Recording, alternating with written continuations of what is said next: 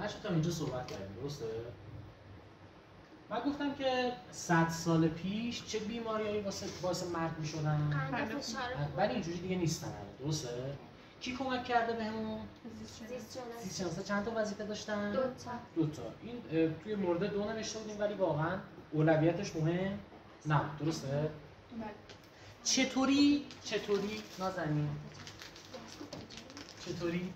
ببین چطوری اینو پیدا کردن زیستشناسا؟ یکیش میشه روش‌های درمانی جدیدی ما داریم، یکیش با داروهای جدید.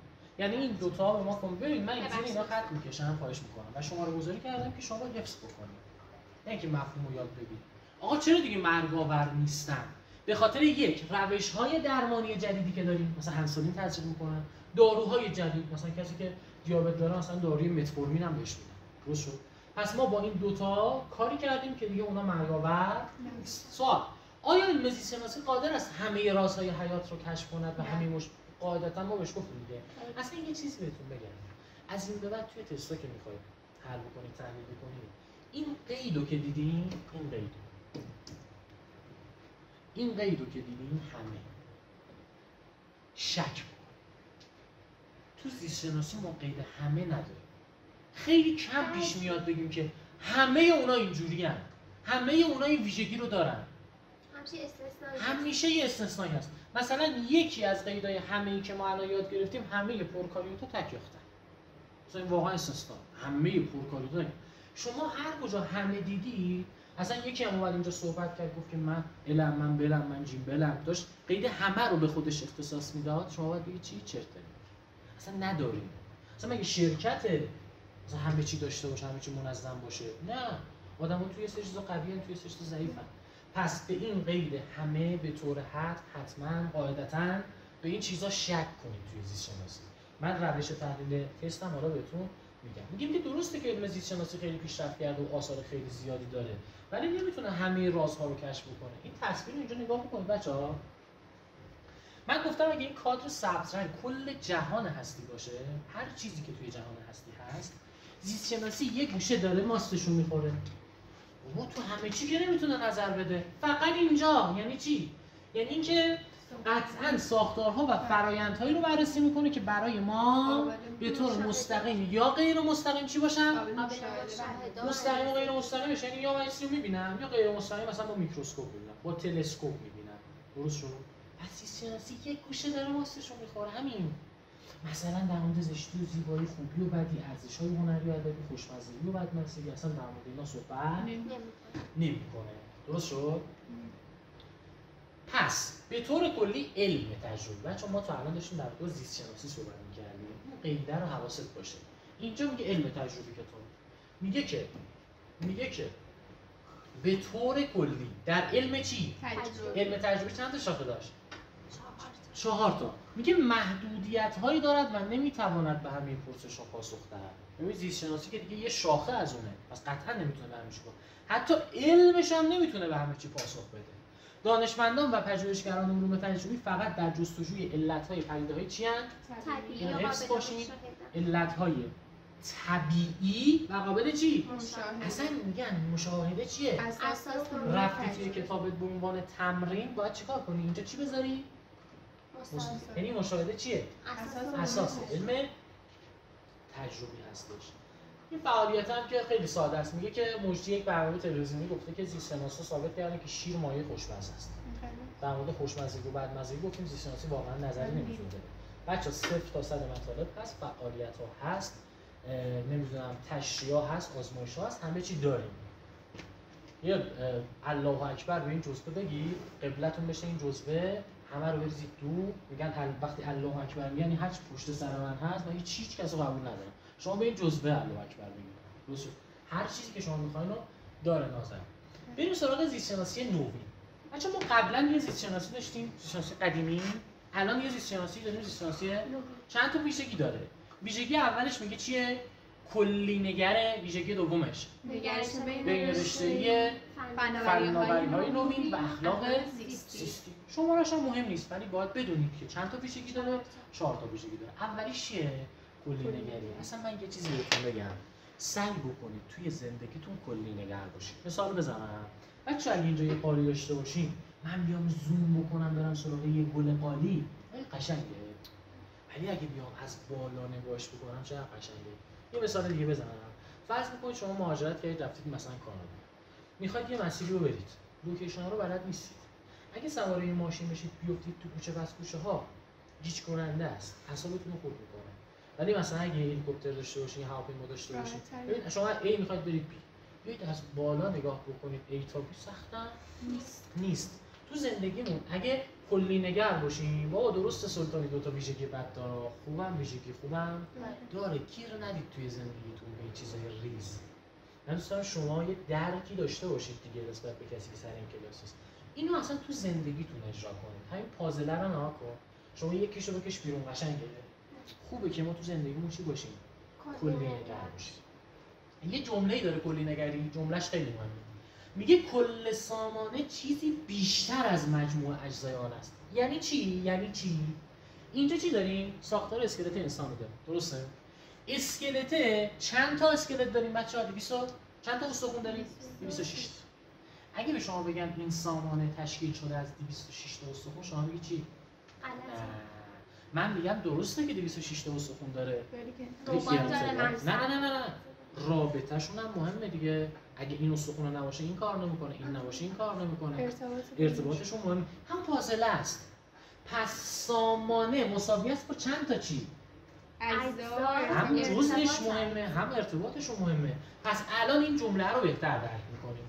میگه که کل سامانه چیزی بیشتر از کل سامانه اسکلتی چیزی بیشتر از 206 تا استخونه. ارتباطش هم هست. حواستون باشه. پس هر موقع صحبت از کلی نگری شد، شما مثلا ما اگه الان بریم در رابطه مثلا با قلب صحبت کنیم، قلبو میگیم، اندامشو میگیم، بافتشو میگیم، ولی میگیم قلب اینجا مثلا این کارو داره انجام میده، خون اینجوری میکنه. اگه خونه نباشه مثلا ما مغز کار نمیکنه. ارتباطش هم میگیم. پس سامانه رو که بررسی میکنیم میذارین، هم جزءش رو میگیم، حواستون هم باشه، هم ارتباطش رو میگیم. بعدی شده نگرش چی؟ بین‌رشته. همین الان که من دارم درس میدم، اگه قرار مثل سبک قدیم یا مثلا با تخت وایت بورد بدون مثلا این جزوه چقدر وقتمون گرفته میشه و اصلا نمیتونستیم مطلب مثلا الان بلدم مثلا فتوشاپ بلدم دارم کمک میگیرم. زیست شناسی نوین هم این کارو کرده. اکتفا نکرده فقط به مثلا چیز خودش زیست شناسی. مثلا شما سال 12 یاد میگیرید که یه سری دانشمند اومدن عکس دی ان ای گرفتن. با چی؟ با اشعه ایکس. اشعه ایکس برای کیه؟ فیزیکه. پس ببین دارن زیست شناسا دارن استفاده میکنن از این. یه مثال میزنه اینجا، میگه برای بررسی ژن‌های جانداران میان از چه علومی کمک میگیرن؟ فنون و مفاهیم مهندسی، علوم رایانه، آمار و بسیاری از رشته‌های دیگه. یعنی فقط اینا نیست. جمله به تو میدن، فکر میکنی از اینجا تست تحقیق میشه. جمله بهت میگن فقط میذارن اینجا، میگن فقط برای بررسی ژن‌ها از این سه تا استفاده میشه. به خاطر همین گفتم که همه قطعا این چیزا توی زیست شناسی با شک کنید بهشون. چیزای دیگه هم داریم. مثلا هیچ اصلا ما آخرش حرکت می‌زنیم. یه اسلاید داریم. اون قیدایی که همه داریم. همه اینا اینجوریان، همه اینا اینجوریان، همه اینا این ویژگی رو دارن. خیلی هم تعدادشون کمه. بقیه‌شون دیگه ما حالت استثنا قطعاً داریم. پس شد کلی نگرش بین رشته‌ای، فناوری‌های نوین. پس اینجا یه جمله داریم. میگه این فناوری‌ها نقش مهمی در پیشرفت علم زیست شناسی داشتن. علم زیست شناسی چند تا ویژگی داره؟ 4 تا. کدومشه که نقش مهمی داره؟ اینجوری با عزیز صحبت کنیم. نه یه جمله ساده است دیگه. حالا دو نمونه از فناوری‌های نوین رو اینجا گذاشتم. دو نمونه. اولی شده چی؟ فناوری‌های اطلاعاتی و ارتباطی. مثلا شرکت آی بی ام یه شرکتیه که توی آمریکاست. بعد خب سخت افزار و نرم افزار تولید میکنه. بعد شما دقت بکنید مثلا سال 1956 بعد حافظه 5 مگیشو نگاه. این آدم‌ها رو نگاه چقدرن؟ مثلا اندازه چند نفره؟ اندازه 7-8 نفره. شما الان یه عکس میگیری حجمش میشه 5 مگ. درسته؟ مثلا ببین چقدر واقعا پیشرفت کرده تونسته کمک بکنه. اینجا داریم توی دست این نقمه چقدر مقایسه کنید ابعادو. یه در واقع حافظه 2 ترابایتی داریم می‌بینیم که خیلی واقعا اطلاعات میتونه داخل خودش ذخیره کنه. حالا بچه‌ها فناوری‌های نوین گفتیم ویژگی‌های چی هستن؟ اینجوری یاد بگیرید. پس از همشون به نظر مهمتر کدومه؟ نوین. چرا؟ چون نوینه چیکار کرده؟ نقش مهمی اینجوری رمز بزن برای خودت یاد بگیر. حالا اینجا میگه اینا رو تحولات 20 ساله بوده که این تحول 20 ساله است. خیلی سال طول نکشیده. 20 ساله که این اتفاق افتاده. 5 مگه شده دو ترا ابعاد نگاه کن. یکیش میشه چی؟ مهندسی ژنتیک. اینجا چی نوشتم؟ اینجا چی نوشتم؟ مدت هاست. آها، فرقش چی شد رو بالایی؟ ما در فناوری‌های نوین دو تا مورد داریم توی کتاب در موردش صحبت می‌کنیم. اون حافظه یه تحول چند ساله است. 20 سال. ولی مهندسی ژنتیک مدت هاست که این اتفاق افتاده. مثال بزنم از مهندسی ژنتیک. بچه‌ها ما یه سری علف هرز داریم. علف هرز همه جا رشد می‌کنه. سرد میشه هوا رشد می‌کنه. گرم میشه هوا رشد. آب بهش نمیرسه رشد می‌کنه. می‌بینید داخل اون سلولای اون علفه میگیم اون ژنی که مقاومه اینقدر قوی اون ژن رو برمی‌داریم. اینو توی سال 12 یاد می‌گیریم. ژنش رو می‌کشیم بیرون میدیم به گوجه فرنگی. حالا گوجه فرنگی توی شرایط سخت هم میتونه برای ما چی تولید بکنه؟ یعنی خیلی خفنا. من یه چیز بگم، زیست‌شناسی با این ویژگیش میتونه انسان تولید بکنه بدون اینکه پدر مادری در کار باشه. و واقعا خطرناک هم هست. کارا بهتون میگم اصلا باید یه سری قانون وضع بشه. اگه قرار باشه زیست‌شناسی اینجوری بتازونه اصلا وحشتناک میشه. اون بچه‌ای که به دنیا میاد پدر من که مادر من که اصلا خیلی عجیب غریب میشه. انسانی تولید بکنی حد واسه مثلا گوسفند و واسه انسان. عجیب غریب میشه نه؟ پس این ویژگیه که مدت‌هاست این اتفاق افتاده خیلی خفنه. یه مثال دیگه بزنم که کتابم میزنه. میگه تار عنکبوت از جنس پروتئینه. ما میتونیم ژن عنکبوت رو بدیم به بز. بز توی شیرش زمانی که میدوشن چی تولید میکنه؟ تار عنکبوت. درسته؟ یعنی این اتفاقای خفن هم میتونه بیفته. پس لطفاً من اینا یه ذره حفظیه دیگه وقتمون هدر نمیدم. دقیق بخونید. اینایی که مشخص کردم و دقیق بخونید. اوکی؟ خب و اما ویژگی آخر چیه؟ این یه جوری ربط داره به کی؟ مهندسی خطرناکه. یعنی اگه واقعا اخلاق نداشته باشیم توی این زمینه اصلا یه سوء استفاده‌ای میشه که نگیرون نبود. واقعا خطرناکه. پس حتما باید اون اخلاقه رو من به عنوان زیست‌شناس داشته باشم. ببین این تموم شد. چند تا ویژگی گفتیم؟ 4 تا. کلی مثلا تو زندگی هم خوب بود. بعدیش نگرش بین رشته‌ای، فناوری‌های نوینه، آخریش حالا اینجا یه موضوع دیگه میگه زیست‌شناسی نوین با این همه پیشرفتی که داشته خطرناکم شده. یعنی دوباره برمیگرده یه جورایی به کی؟ مهندسی ژنتیک. مثلا همین کرونایی که مثلا اومد و همگی شد سال 98 این اتفاق افتاد، باورتون میشه اصلا این به خاطر اینکه اصلا زیست‌شناسا اخلاق رو رعایت نکردن. یه سلاح درست کردن. دیگه الان حالا درست جنگ شد ولی واقعا یه سری سلاح‌ها هست که میتونیم خیلی دقیق‌تر و مخفیانه‌تر مثلا حمله کنیم به یک کشور رو نابود بکنیم. مثلا این بده خوب نیست. حالا سلاح‌های زیستی چیا میشن؟ اینو یاد بگیر. سلاح‌های زیستی چیا میشن؟ برین گیمز گیجت نکن میپرسه ازت. میگه سلاح‌های زیستی چند تا داریم؟ 3 تا. یکیش میشه عامل نارنجی. عامل نارنجی یادت بود توی سال جنگ استفاده آره جنگ کجا بود؟ آمریکا و ویتنام. چرا این استفاده رو کردن؟ برای اینکه جنگل‌هاشون رو که گیاهای دولت پیداش می‌سوختن اونجا سربازاشون قایم می‌شدن. می‌رفتن بالای درخت‌ها بعد اومدن این حرکت رو زدن هرچند که ویتنامیان کم نیاوردن و مثلا گودال می‌کندن و حالا کاری نداشتن. پس یکی از سلاح‌های چی شد؟ عامل نارنجی. یکی دیگه‌اش عامل بیماریزایی که نسبت به داروهای رایج مقاوم است. یعنی من یه سلاحی درست می‌کنم که تو هر چقدر بری آنتی بیوتیک بخوری خوب نمی‌شی. همین ویروسی که گرفتی بودی خوب نخوری شد قاعدتا. پس تو عامل بیماریزایی که مقاوم باشه به چی؟ مثلا فرض بکنید من میتونم یه باکتری درست بکنم. باکتری جزء کدوم دسته بود بچه‌ها؟ عامل نه باکتری بالا. اسلاید معروف. همون پریافته‌ای اسلاید معروف. چی بود؟ پرکاریوت. هسته داشت و نداشت؟ فرض بکنید که هسته داشت نداشت. اینجا فرض بکنید که چی رو داریم؟ دی ان ایش رو داریم گفتیم به قشاب وصله، دی ان ایش هم حلقوی. من میام یه حرکتی میزنم. چیکار میکنم؟ من میام یه دی ان ای درست میکنم اینجوری گرد قفس معمولا میندازم توش. اسمشو میذارم چی؟ اسمشو میذارم یک دی ان ای حلقوی کمکی. درست شد؟ دیسک هم بهش میگم. دیسک هم بهش این یه چیزیه که تو ببین اگه این نباشه یه باکتریه دیگه، اگه این نباشه وارد بدن شما بشه شما بری آنتی بیوتیک بخوری اینو نابود می‌کنه. ولی این مقاوم است به چی؟ آنتی بیوتیک. پس هیچ وقت شما نمیتونید نابودش بکنید. مثال زدم مثل باکتری دارای دیسک این اسم اون دیسک مقاوم به چی؟ پادزیست، یعنی همون آنتی بیوتیک. پادزیست همون آنتی بیوتیک. اینا رو که نمیدونید بنویسید توی جزوه. پادزیست همون آنتی بیوتیک. چند تا دارو گفتیم تا الان؟ چند تا سلاح گفتیم؟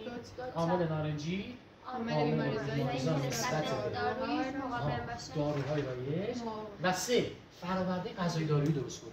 بیایم یه مثلا غذایی درست بکنیم که واقعا عواقب زیانباری برای فرد داره. الان استعمالات میشن موضوعات اخلاق زیستی. اینا میشن سلاح‌های زیستی.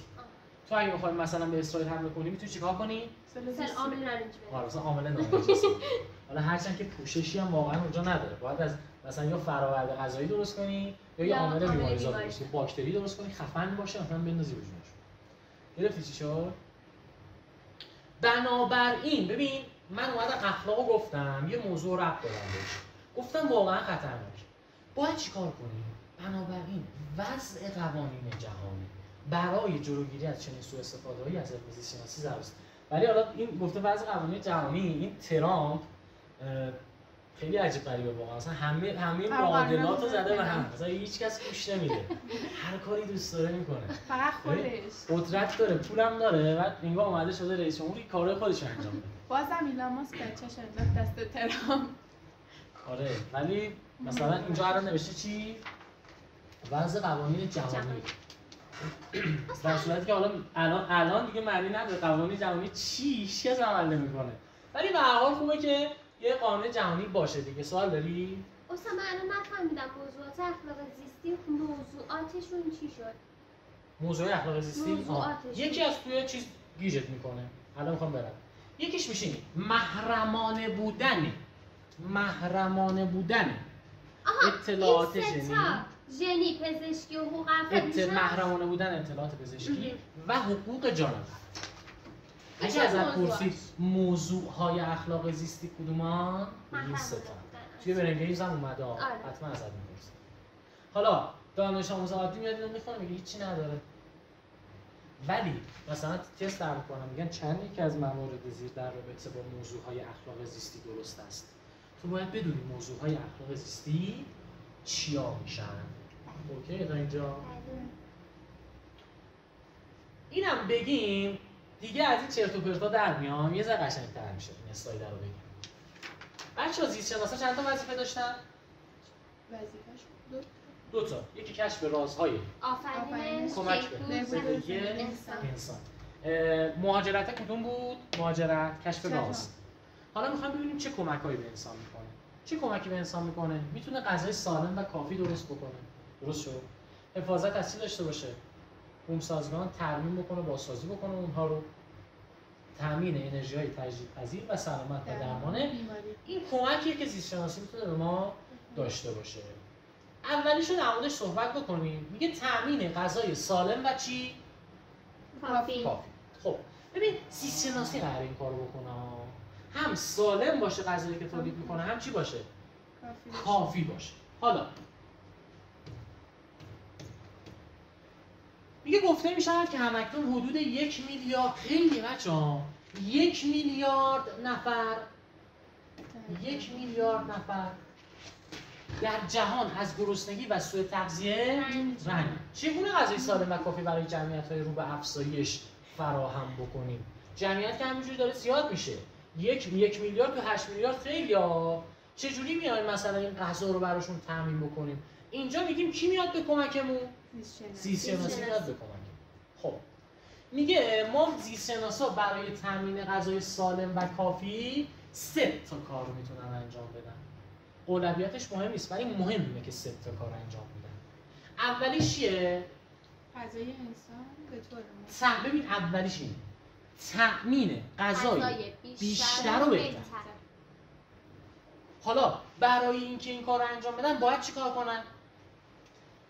گیاهان رو خوب بشناسن. آفرین. شناخت بیشتر کی؟ گیاه. بعدیش میگه افزایش چی و چی غذا؟ کیفیت غذای انسان. ببین این با بالای فرق داره ها. بالای چی بود؟ تامین تامین غذای بیشتر و بهتر. این که میگم حفظی واقعا شاید افزایش مفهومشون کمیت یکی و باشه. کیفیت. ببین کمیت و کیفیت هم ببین کیفیت بیشتر یعنی بهتر، بهتر. کمیت هم یعنی بیشتر. بیشتر. ببین یه جورایی دوتاشون یکیه ولی توی تست اینجا حفظی واقعا. اگه بهت بگه برای تامین غذای بیشتر و بهتر باید چیکار کنیم باید بگی چی؟ گیاهان رو بیشتر بشناسیم. اگه بگه برای کمیت و کیفیت غذا باید چیکار کنیم میگه چی؟ روابط گیاهان و محیط زیست. روابط گیاهان با محیط زیست رو باید بشناسیم. آفرین. توی برین گیمز ازت میپرسه اینا رو حواست باشه. 3. شناخت بیشتر تعامل‌های سودمند یا زیانمند بین کی؟ عوامل زنده، غیر زنده و کی. میگه آقا اگه شما میخوای غذای سالم و کافی درست بکنی باید کیو بشناسی؟ گیاه. بعد بیای چیکار کنی؟ رابطه‌شو با کی بشناسی؟ محیط زیست. حالا میگه محیط زیسته یه سری ویژگی داره. یه سری عامل چی داره؟ زنده داره. یه سری عامل غیر زنده داره. گیاه هم که باید بشناسی. مثلا عوامل زنده چیا میشن؟ باکتری داریم تو خاک، قارچ داریم، حشره داریم و غیره. اینا میشن عوامل چی؟ زنده. غیر زنده ها میشن چی؟ مثل دما، رطوبت، نور. هوا. اینا رو باید بشناسیم که بتونیم غذای بهتری درست بکنیم. پس تأمین غذای سالم و کافی یکی از وظایف کیاست؟ زیستشناس. زیستشناسا توی چند تا قدم این کار رو انجام میدن؟ چند تا؟ 3 تا قدم این کار رو انجام میدن. 3 تاش هم باید بلد باشی. بعدی بریم سراغ حفاظت از بومسازگان‌ها، تامین و بازسازی. من یه تعریف از بومسازگان اینجا بهت بگم. بچه‌ها به عوامل زنده و غیر زنده یه محیط میگن چی؟ ببین زنده به علاوه چی؟ غیر زنده. هر موقع صحبت از زنده و غیر زنده شد یاد کی میافتی؟ بومسازگان سطح چندمه؟ سطح 8مه. حواست باشه به اینو اینجا بهت گفتم جلوتر ازت میپرسم. بومسازگان سطح چندمش 8م سازمانیابی حیات هستش. عوامل چی و چی؟ زنده و غیر زنده. مثلا این محیط شما در نظر بگیرید 8 موجود زنده داریم با غیر زنده، این وسایلی که اینجا هست و ارتباطی که بین ما هست. مثلا من زنده ام، غیر زنده است، یه ارتباطی بین ما هست، میشه چی؟ پس زنده و غیر زنده محیط و چی؟ تأثیرهایی که بر هم میذارن رو بهش میگیم چی؟ بومسازگان. حالا برو بومسازگان رو نگاه کن. خب هرچی تولید کننده توی اون بومسازگان دیدی، هرچی تولید کننده، برو این منطقه رو نگاه کن، هرچی گیاه تولید کننده مثلا توی اون منطقه دیدی، بگو اون بومسازگانه خدماتش چقدره؟ یعنی نگاه کن به تولید کنندش. منو نگاه. دوم وظیفه زیستشناس دار. حفاظت از چی؟ بومسازگان یاد گرفتیم چیه؟ زنده و غیر زنده و تاثیراتی که روی هم دارن. اگر این گفتن چقدر خدمت میکنه، برو تولید کننده هاشو نگاه کن، ببین چقدر گیاه هست، علف هست مثلا. خب ببین چقدر میتونه برای تو مثلا محصول تولید بکنه. اون میشه خدماتش. پس قبول دارید خدمات یه بومسازگانی میتونه کم باشه، میتونه زیاد باشه. اگه زیاد باشه یعنی چیاش زیادن؟ تولید کنندگانش. اگه کم باشه چی؟ درست شد. پس ما 2 تا تعریف رو یاد گرفتیم. میگه انسان جزئی از چیه؟ دنیای زنده. ولی انسان نمیتواند بی‌نیاز و جدا از موجودات زنده دیگر و در تنهایی به زندگی ادامه دهد. پایدار کردن بومسازگان‌ها به طوری که حتی در صورت تغییر اقلیم تغییر چندانی در مقدار تولید کنندگی آنها روی ندهد موجب ارتقای کیفیت زندگی انسان میشه. ببین میگه زیستشناسا باید حواسشون به کی باشه؟ بومساز. حالا اگه یه ذره تغییرش دادن اشکال نداره ولی تولید کننده هاشو زیاد دستکاری نکن، چون تولید کننده است که داره به ما خدمت میکنه. یعنی هدف از این که من میرم مواظب بومساز کنم در اصل مواظب کیاشم؟ تولید کننده هاشم، چون اونا دارن به من خدمت میکنن. مثلا 2 تا از بومسازگان هایی که حالا آسیب هم دیدن توی ایران، یکی دریاچه ارومیه است، درسته؟ مثلا واقعا نمیدونم چرا مثلا اومدن یه دونه اتوبان فکر میکنم روش احداث کردن یا یه تصویری دیدم چند روز پیش اومده بودن توی برج آزادی سازه‌ای درست کرده بودن، نمیدونم دیدین یا نه. شغلم تا چند روز دیگه خوش میشه. چی خوش هرچی میشه؟ عمومیه. نه الان که اومدم سراغ یه چیز دیگه، میگم برج آزادی یه سازه‌ای جلوش ساخته بودن، برج آزادی تهران یه سازه‌ای جلوش ساخته بودن. واقعا عجیب غریبه مثلا واسه من. میگم اینا اصلا میراث طبیعی و میراث فرهنگی حالیشون هست واقعا. استاد میگم برمیگرده به اونا. بفهم.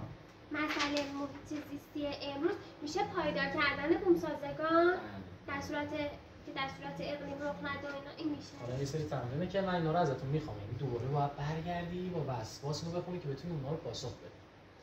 پس دریاچه ارومیه یکی از بومسازگان‌های چیه بچه‌ها؟ آسیب دیده است که اومدن مثلا یه دو بزرگراه روش احداث کردن و یه سری عجیب غریبی. حالا فعلا میگه زیستشناسا چیکار کردن؟ زیستشناسان کشورمان با استفاده از اصول علمی اومدن چیکار کردن؟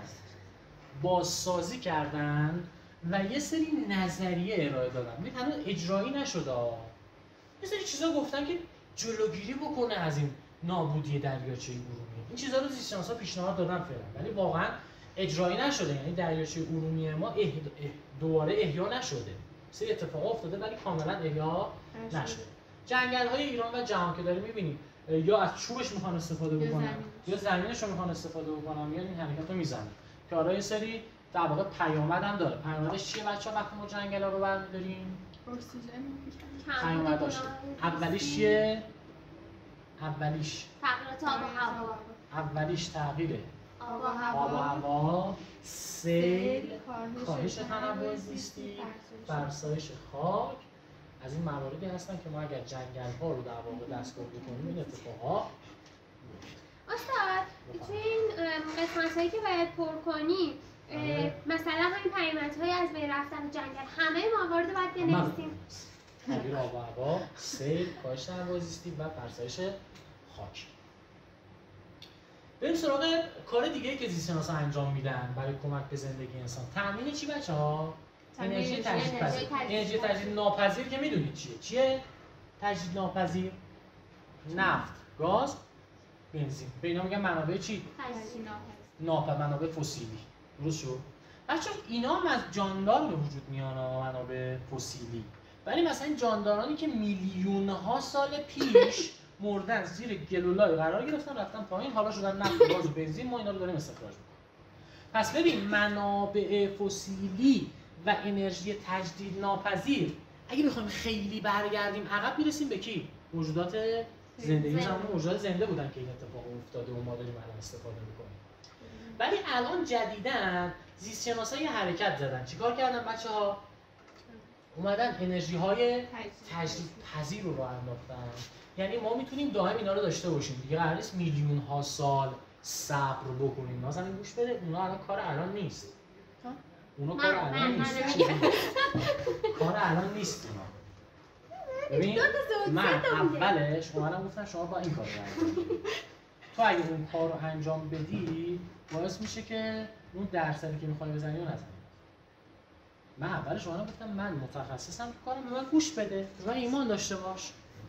اون کار الانت نیست. اون تو باید بری یه رو صبر کنی، بعد ببینی آیا چیزی یادت هست یا نیست. پس اگه یادت رفته با یه فکری به حال خودت بکنی، تایم تو ببری بالا، یه حرکتی بزنی. اونو الان بس کنار. پس ما انرژی تجدید ناپذیر داریم که شد چی؟ نفت، گاز، بنزین. یه تجدید پذیر داریم که بهشون میگیم چی؟ سوخت‌های زیستی.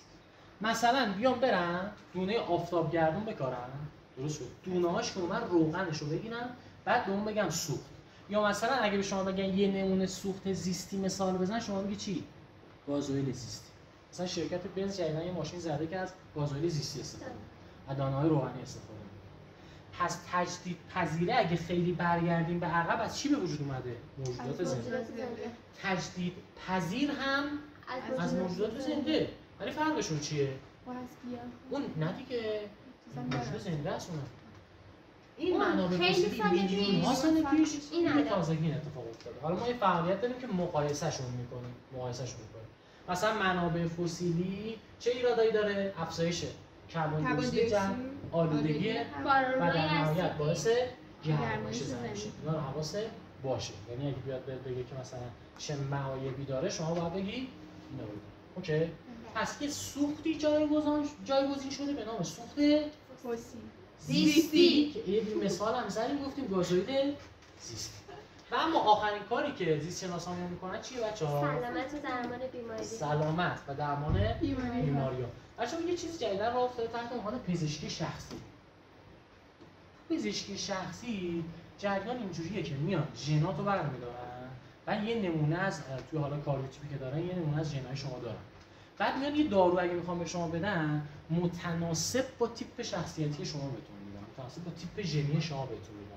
یعنی پزشکی شخصی اون دارو هر کسی نمیتونه استفاده بکنه و خیلی سریعتر هم اون بهبوده حاصل میشه. این کارو کیا انجام دادن؟ زیست شناسا این کارو انجام دادن. من یه بار برمیگردم بالا. اصلا کیه این کار انجام میدن؟ چی؟ در چه زمانی چه بیماری‌هایی مثلا؟ اگه بیماری خاصی واقعا بیاد و خب هزینه‌هاشون بالاه. مثلا یکی از ایرادایی که دارن هزینه‌های خیلی بالاییه دیگه.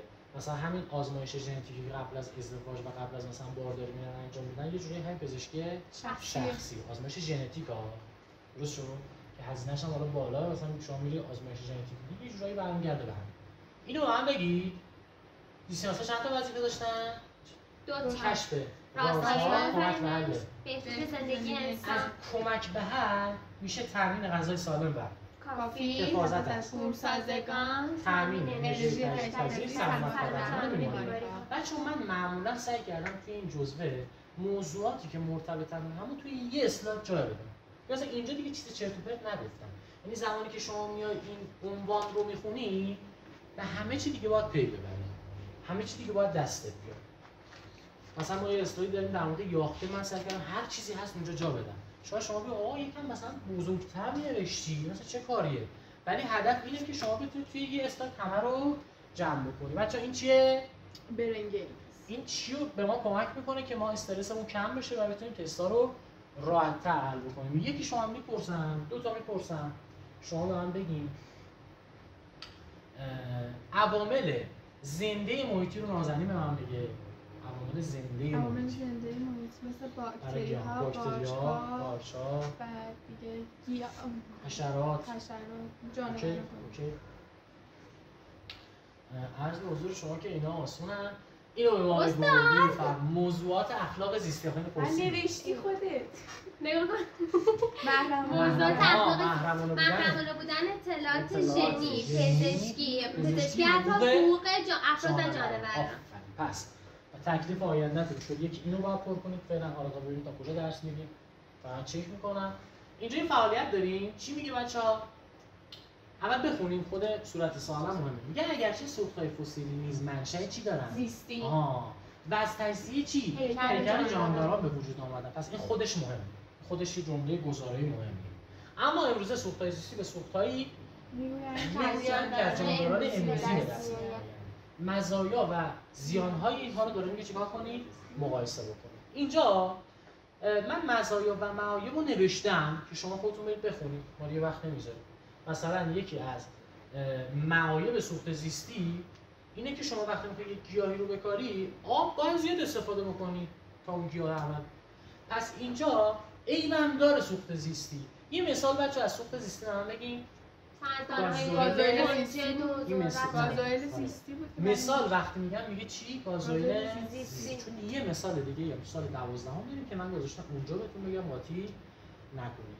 تا اینجا چیزایی که ما گفتیم خیلی ماهیت حفظی داشت ولی به هر حال مهم بود. دیدی؟ نمیدونم تا الان چقدر به این رسیدیم که زیست رو باید چجوری بخونیم. یعنی شاید شما مثلا این مطالب رو که می‌خوندید خیلی به اینا دقت نمی‌کردید. ما باید مقایسه‌ای بخونیم. مثلا یه چیزی رو که می‌خونیم برگردیم بریم بالا ببینیم که دیگه در مورد این چی گفته. مثلا اینجا گفتیم که باکتری عامل زنده است یا غیر زنده؟ زنده. بعد بالا هم در مورد پروکاریوتا صحبت کردیم. پس شما باید اینا رو به هم دیگه ربط بدید. از اینجا به بعد دیگه خیلی مهم میشه. یعنی وابسته است به مطالب بعدی و شما باید خوب رو هم گوش بدید. بریم سراغ گستره چی بچه‌ها؟ حیات. یه جمله اینجا نوشتیم میگیم تعریف حیات چیه؟ بسیار دشوار است. از دشوار هم کارش گذشته. تعریف حیات بسیار دشوار است. مثلا شاید شما توی ابتدایی بودین این املا که می‌نوشتین حیات با ت دسته‌دار با اینو مثلا میگفتن حواستون باشه. معمولا چه معنی واسه این حیات می‌ذاشتن؟ زندگی دیگه، زنده بودن. ولی واقعا دانشمندا هر چی نشستن فکر کردن گفتن واقعا فقط زندگی نیست. یعنی ما نمیتونیم یه تعریف جامعی واسه حیات بیاریم. حالا شما هم درسته تعریف آوردید براش، ولی دانشمندا هر چی فکر کردن واقعا نتونستن یه تعریف جامعی واسهش ارائه بدن. پس ما میگیم تعریف حیات بسیار چیه؟ و شاید حتی چی باشه؟ خب به خاطر این حرکت میزنیم. میگیم در علم زیست شناسی به جای تعریف حیات میگیم چیکار می‌کنیم؟ ویژگی‌های جانداران رو بررسی می‌کنیم. اونم توی حیات چی بچه‌ها؟ این خیلی مهمه. ما حیات کره زمین، ما می‌خوایم حیات توی کره زمین رو بسنجیم. یعنی چی آقا؟ بچه‌ها من میگم دو جورش هم یعنی وحشتناکه. اگر به این فکر بکنیم که مثلا توی این جهان هستی هیچ کس نیست و فقط زندگی روی کره زمینه، درسته؟ و ما اینقدر تنهاییم، این خطرناکه، مثلا ترسناکه خودش. و اگر به این فکر کنیم که نه، یه کره دیگه‌ای هم هست، یه مثلا موجودات دیگه‌ای هم اونجا دارن زندگی می‌کنن، باز اینم ترسناکه. درست شد؟ و ما اطلاعی نداریم. و ما اطلاعی نداریم فعلا. ما میگیم آقا حیات رو بررسی می‌کنیم. چه حیاتی رو؟ حیات زمین. ما با کره زمین سر کار داریم. ما با بقیه‌اش کاری نداریم. کتابت میاد یه جمله می‌نویسه. میگه که اینجوری میگه که جانداران 7 تا ویژگی دارن. جانداران. ولی من اینجا چی نوشتم؟ بسیاری از جانداران 7 تا ویژگی رو دارن. یعنی همشون هم 7 تا رو ندارن. شاید یکیشون 6 تا ویژگی داشته باشه. یه جانداری شاید 6 تا. مثلا اگه یه جانداری نه مثلا اگه یه جانداری تولید مثل نکنه، اون تولید مثل رو نداره. پس 6 تا ویژگی داره. پس ما میگیم چی؟ همه جانداران همه 7 تا ویژگی رو ندارن. اولین ویژگی جانداران چیه بچه‌ها؟ نظم ترتیب. که حالا شماره‌اش هم مهم نیست. یه ویژگی از جانداران نه جانوران میشه چی؟ نظم ترتیب. خب بچه‌ها هر چی میخوام صحبت بکنم ربطش میدی به نمودار چی؟ نمودار معروف. چرا؟ چون من دارم در مورد کی صحبت میکنم؟ جانداران. هم پروکاریوت داریم هم یوکاریوت. یه ویژگی دارن جانداران، همون اسلاید معروفه، به نام نظم و ترتیب. یه نظمی دارن، یه ترتیبی دارن. یعنی چی آقا نظم و ترتیب؟ یعنی اینکه یعنی ما اومدیم از ساده تا پیچیده اونها رو طبقه‌بندی کردیم توی حیات. گفتیم این سطح 1، این سطح 2، این سطح 3، پله پله رفتیم بالا. یه نظمی هست توی این کره زمین. جو الکه حتی اون نمودار هم نگاه کنیم، من یه نظمی گذاشتم، معمولا ساده نوشتم اومدم سمت پیچیده. پس نظم خالی نه ها، ترتیب هم داره. ما میگیم یکی از ویژگی‌های جالب حیات سطوح سازمانیابی آن است. همه جانداران سطحی از سازمانیابی دارن و منظمن. من اومدم انتهای این موارد یه سری جمله با حالا سبز رنگ نوشتم. میگیم همه جانداران حداقل سطح اولو دارن. خیلی همه هر چی جونور توی اون نمودار معروف اومد شما میگی نظم ترتیبو داره. همشون این ویژگی رو داره. اینجاشون صحبت از سطوح سازمانیابی میشه. من سطح ها رو میخوام بهت بگم. اینکه نظم دارن سطوحشون چجوریه، من سطح ها رو اینجا میخوام برای شما عنوان بکنم. بعد از سطوح بریم سراغ ویژگی بعدی. پس الان میخوایم بریم چی رو بگیم؟ سطوح سازمانیابی حیات. اینجا ما یه سری شماره داریم که واقعا دیگه این شماره ها خاصن. 1 تا 10 اومدیم چیکار کردیم؟ حیات رو طبقه بندی کردیم. یه سطوحی براش قرار دادیم. سطح اول چی بچه‌ها؟ یاخته. اسم دیگه یاخته. پایین‌ترین سطح سازمانیابی حیات. میتونیم بگیم اولین سطح سازمانیابی حیات. همه جانداران از یاخته تشکیل شده. دومین سطح چیه بچه‌ها؟ بچه‌ها اینم قبول دارید که یاخته‌ها ما هم فرق می‌کنن دیگه. اصلا یکی از کارهایی که ما توی زیست شناسی انجام میدیم میگیم یاخته‌ها رو مقایسه، نقطه عصبی، نقطه مایچه‌ای، اینه هسته این شکلی بود، گرد بود، هسته اون رفته بود کنار، هسته مثلا بافت چربی. یعنی این خودش یکی از چیزایی که ما مفصل می‌خوایم در موردش صحبت کنیم. اولین سطح سازمانیابی حیات که اسمش هست یاخته، یه اسلاید کاملا می‌خوایم در مورد یاخته با هم دیگه صحبت کنیم. اسلاید شلوغی هم هست، نمی‌دونم دیدینش یا نه. دومین سطح میشه چی بچه‌ها؟ بافت. اگه من تعداد زیادی سلول یا یافته کنار هم دیگه قرار بدم به مجموعش میگن چی؟ بافت. حالا کتابت اومده توی بافتی که کشیده همه سلول‌ها چجوری کشیده؟ شبیه هم، ولی واقعا اینجوری نیست. مثلا بافت پیوندی سوست چند نوع سلول داره؟ سلول‌ها همشون شبیه هم دیگه نیستن. پس من اینجا نوشتم تعداد یافته. حالا یا میتونه مشابه باشه. مشابه باشه یا نامشابه باشه. توی بافت وجود داره.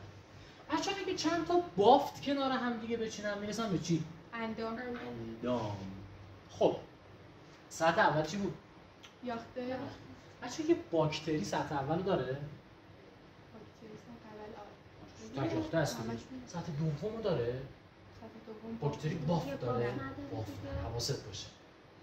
الان 2 رو تک سلولی ها تو اینجا نوشتم ننویس. از 2، 3 و 4 اینا توی تک یافته یا نیستن. درسته؟ اینجا نگاه کن. کدوما رو نداریم تو تک یافته یا؟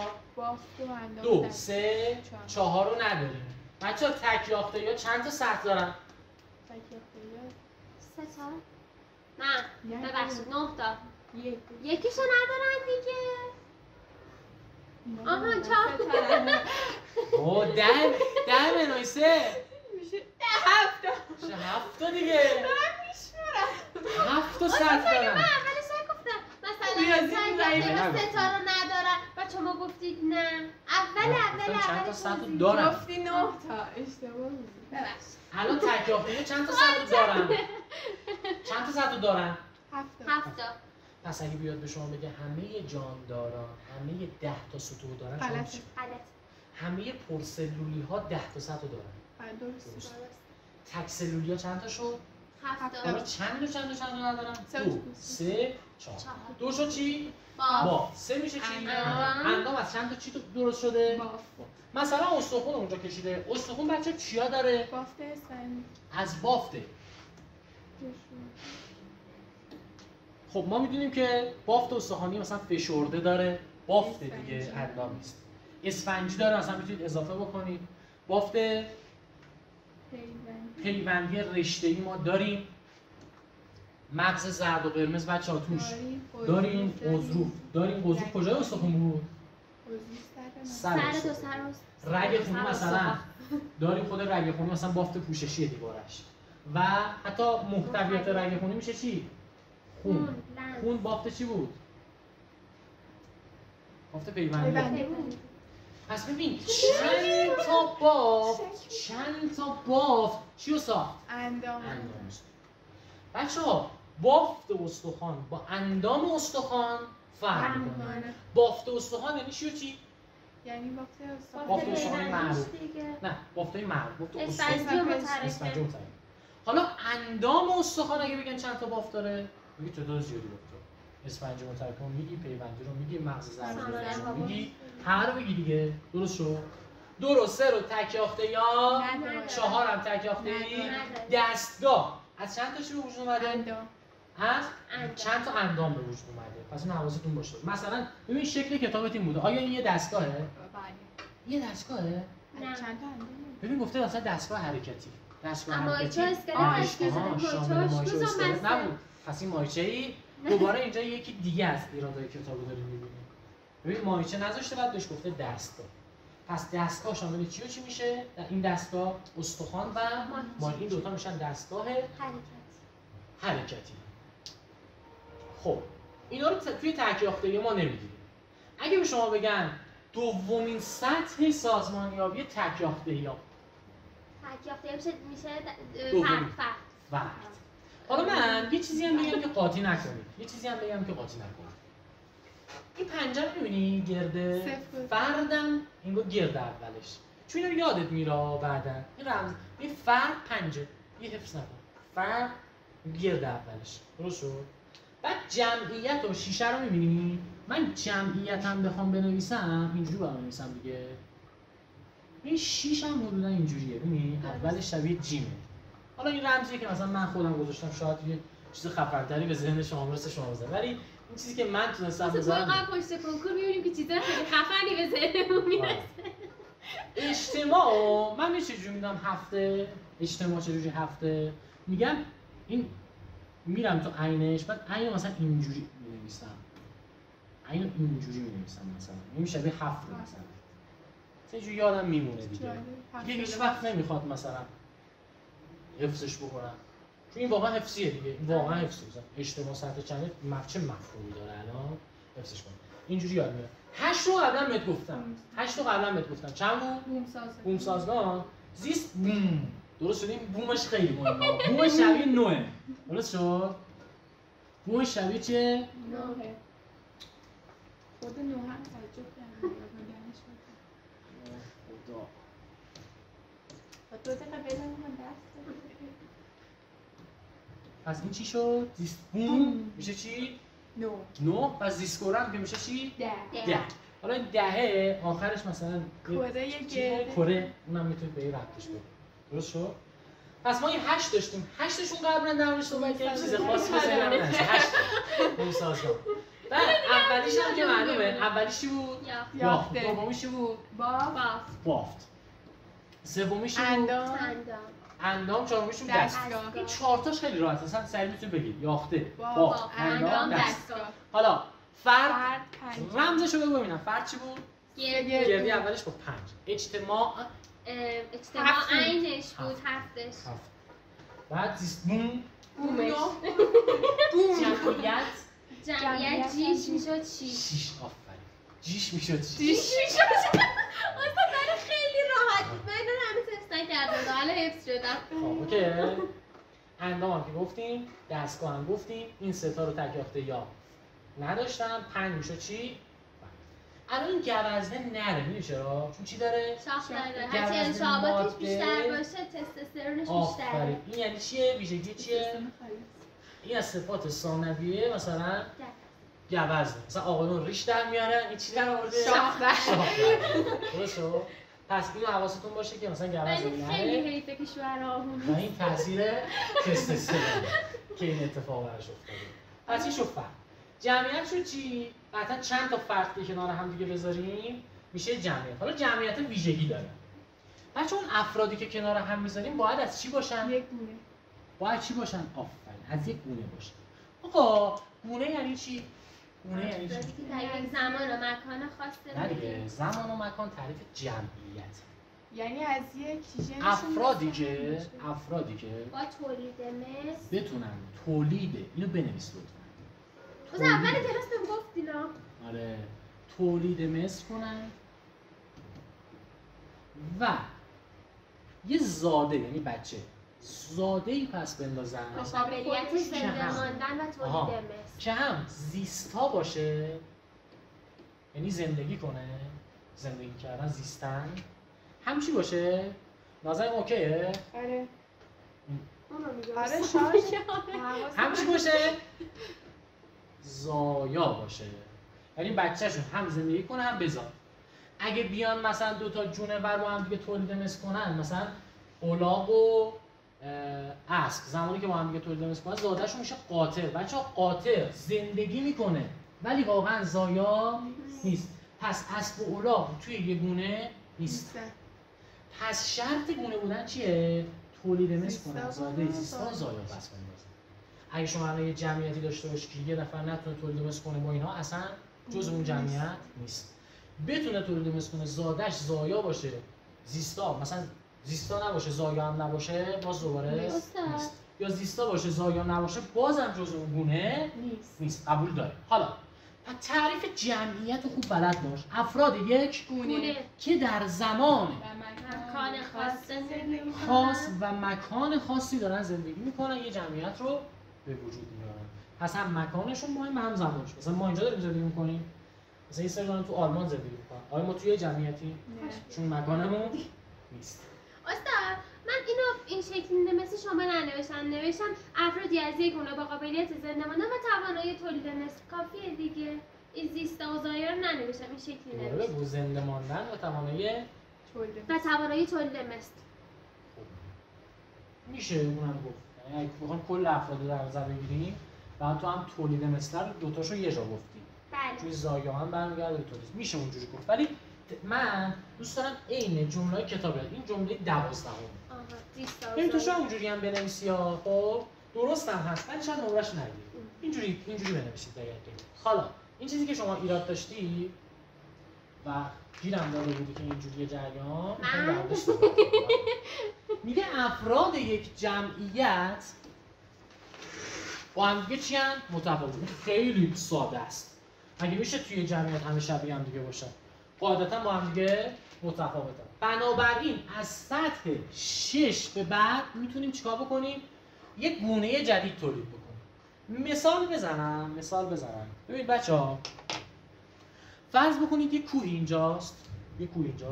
یه عده اینجا دارن زندگی میکنن، یه عده اینجا دارن زندگی میکنن. خب مثلا پرنده هایی که اینجا، یه پرنده مثلا پرنده ها زمانی که آواز خوشگل میخونن یه مثلا رقصای خاصی دارن متوجه میشن فصل تولید مثلشون. حالا فرض بکنید یکی مثلا تافته جدا بافته باشه بگه نه من نمیام، اون کنار میمونه، بعد پرواز کنه بیاد این ور. درست شد؟ بیاد این ور تولید مثل خودش رو انجام بده، یه گونه جدید ظاهر میشه. درست شد؟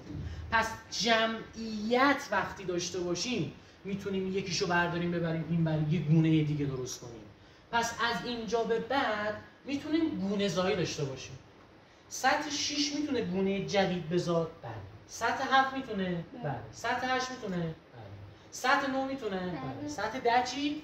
میتونه. از 6 به بعد، نه سطح 7 بعد. 7 که فقط باید چیکار کرد؟ جمعیت ها رو زیاد کرد. درست شد؟ حالا اجتماع رمزش چی بود؟ عینش 7. میگه که جمعیت های گوناگونی که با هم دیگه تعامل دارن اینا رو بهشون میگیم چی؟ اجتماع. مثلا اینجا رو نگاه کن چه تعاملی با هم دیگه دارن بچه‌ها اینا. این تصویری که اینجا هست تصویر کتابه تا چه تعاملی دارن با هم دیگه. سری مرغ دریاییه درسته؟ این مرغ دریاییه میاد مثلا مدفوع خودشون میریزه اینجوری رو چمنا رو میگوشا اینا ثبت میشن بعد این مثلا یوازه پس اینا الان با هم دیگه این یه جمعیت این هم یه جمعیت گاوا یه جمعیت الان اینا میشن چی؟ دو تا جمعیت اجتماع. بچه اینجا عامل غیر زنده هم میدونی؟ بله چمن نه دیگه چمن که زنده است هوا رطوبت نور. آره ولی حواست باشه ما اینجا اگه این تصویر رو به تو دادن خب اینجا اولین تصویری که ما می‌بینیم معلوم میشه به چی؟ اجتماع. ولی همینو داریم دوباره. مثلا انگار هر سطحی که میایم جلو یه چیزی داشتیم یه چیز اضافه کردیم بهش. این تصویری که الان اینجا تصویر شد اینجا برای ما از اینجا به بعد گاوا اینا توی مراحل بعدی هم اینا رو داریم. خب 8 رو قبلا گفتیم. بومسازی قبلا گفتیم. چی داریم؟ عوامل زنده و عوامل غیر زنده. یه نکته دیگه هم داره. اینا یه سری تاثیر رو هم دیگه میذارن. از تاثیراتشون هم مهمه. به اینا میگیم چی؟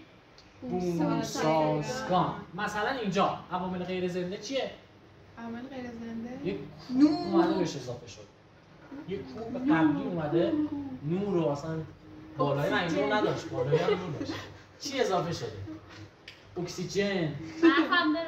برف هم داره. به گاو هم داره.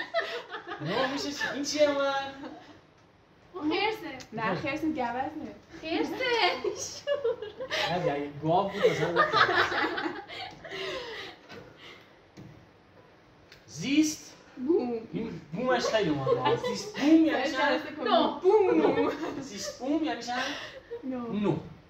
این چند تا چی به وجود اومده؟ چند تا بومسازگان. ولی 2 تا ویژگی باید داشته باشه. خیلی مهمه. اینجا گفته از نظر اقلیم باید شبیه هم دیگه باشن و پراکندگی جاندار. اینو میفهمی یعنی چی؟ ببین این قبول داری یه بومسازگان بود قبلا؟ بله. اینجا خرسه و اینجا روباه و اینجا اصلا عقابه و این درخت جدید اضافه شده. 2 تا بومسازگان داریم. میگه اینا ببین میتونست یه بومسازگان دیگه بیاد بذاره اینجا ولی دیگه به اون نمیگفتیم زیست بود. چرا؟ میگه اینا باید 2 تا ویژگی مشترک داشته باشن. یکی آب و هواشون شبیه هم باشه. مثلا اگه اینجا گرمه اینجا هم گرم میشه. مثلا آب و هوا با شبیه هم نمیتونست بره. مثلا خرس قطبی اگه میذاش اینجا سفید بود آیا اینا جزء مثلا زیست بوم محسوب میشدن؟ نه اصلا اینجوری نه. پس آب و هواشون باید یه جور باشه، پراکندگی جاندارانشون هم باید اونجوری باشه. این حدوداً جاندارانی که اونجا دارن برای زندگی این برام باشه. حالا نه دقیقاً ولی پراکندگیشون شبیه هم باشه. پس زیست بوم چند تا چیز داریم؟ دو تا از نظر چند تا بوم سازمان داریم. بوم سازمان ها چند تا ویژگی دارن؟ دو تا ویژگی. آب و هوا و پراکندگی جانداران 10 شد چی؟ زیست کره. کره. آیا میتونیم به کل کره زمین بگیم نه زیست کره؟ فقط چرا؟ اون جایی که میتونی زندگی کنن. آها پس همه بچه‌ها اینو اشتباه میکنن. میگه زیست کره شامل همه زیست بوم های زمین و نه کل کره زمین. یعنی شما اینجا یه حرکت بزنید. اینجا یه مساوی نیست بذاری. اینجا یه مساوی نیست بذاری. بعد فقه میده استادم. مثل مامان شد منم این الان واسه چیه؟ واسه حرکت دادن درسته؟ بعد مثلا من اینو میزنم این الان فعاله دیگه. آره فعاله با حرکت کنه مینه. و الان که این فعاله باید بنویسه. کلا برعکسه. بعد یهو اینو میزنی قاطی میشه یا یه جا درست میشه دوباره غلط میشه. الان فعال مینویسه. الان فعال مینویسه. مساوی نیست با چی؟ مساوی نیست با چی؟ با چی؟ مساوی نیست با کره زمین دیگه. این از شرش بگذر همه رو داریم بذار ما نوشیم. ببینید من پس زیست کره مساوی نیست با کل کره زمین. از اون جایی که جونور مثلا توی آتش فشانی که جانور زندگی نمیکنه اون که دیگه جزء زیست کره نیست. زیست کره از زیستن میاد. اون جاهایی روی کره زمین که دارن زندگی میکنن، اون جایی که زندگی نمیکنن رو ما کاری نداریم. بچه‌ها این شد حیات چی؟ حیات زمینی. ما با بقیه حیات کاری نداریم. اومدیم در رابطه با ویژگی جانداران صحبت کردیم. گفتیم چند تا ویژگی دارن؟ نظم و ترتیب 7 تا ویژگی. اولیش چی بود؟ نظم و ترتیب. یعنی هر کدومشون یه سطحی دارن. در مورد سطوح با هم دیگه صحبت کردیم. بریم سراغ قصه اگه سراسرش تعریفی برای حیات به وجود بیاد اینا رو دیگه نداریم؟ گفت غیر ممکنه دیگه. گفت غیر ممکنه. صفحه 11 رو بیاریم. صفحه زنم از اینا کن. چه بکلا اصلا من از این چند صفحه میترسم. مثلا این حالا اینا سخت بود؟ نه ولی من قشنگ قراره یکی بررسیشون بریم جلو. این تست رو بزن. 1 دقیقه وقت داری 401 رو برام بزنی. سریع باش. اصلا نه هیچ اتفاقی نیست.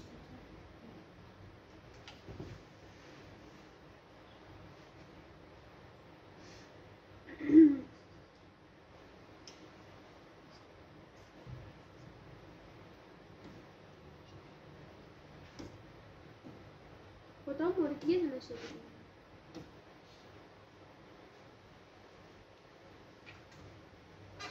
معمولا اونایی که کدام مورد الف ب جیم داله. الف ب ت. خب بزنم شاید نمیدونم چنده؟ 2 آفرین گزینه 2 جواب. واسه خوشحالی شاگردای به این وای چه باحالی. ببین پس سراسری 401 اگه درست آموزش ببینیم تستاشو میتونیم بذاریم. بعدم سخت نیست واقعا. قراره توی تحلیل تست چیکار کنیم بچه‌ها؟ اینجا نوشته مناسب. چی باید بزنم؟ مثبت. آفرین. میگه مطابق با متن کتاب درسی اومده یه سری سطح گفته که در موردش صحبت چه ویژگی‌هایی دارن. بعد اسم سطح رو نگفته، شماره‌شو گفته. ششمین جمعیت.